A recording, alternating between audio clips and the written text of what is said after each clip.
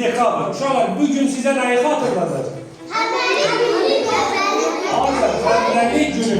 Yaxşı, həmrəylik nə deməkdir? Ayşə, dostluq, birlik, bərabərlik deməkdir. Bu tarix onu bildirir ki bizə, biz dünyada yaşayan, təkcə Azərbaycanda yox, dünyada yaşayan, bilirsiniz ki, dünyanın 50-dən çox ölkəsində Azərbaycanlılar yaşayır, təkcə Azərbaycanda yaşamır. Biz bu günü ona görə qeyd edirik ki, xaricdə yaşayan soydaşlarımıza, qardaşlarımıza demək istəyirik ki, biz sizinlə birik, həmrəyik. Dünya Azərbaycanlıların həmrəliyi günü Azərbaycan millətinin birlik, bərabərlik simvolunun günüdür. Biz hansı ölkədə yaşayırsaq yaşayaq, orada da öz Azərbaycan dövlətinin maraqlarını qorumalıyıq.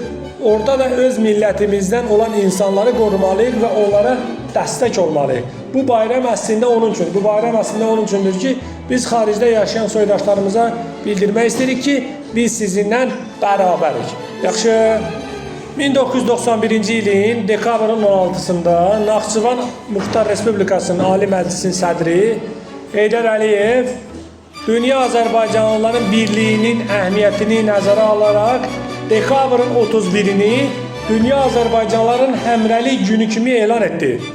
Və o gündən bu günə kimi dekabrın 31-i dünya Azərbaycanlıların həmrəlik günü kimi qeyd olunur.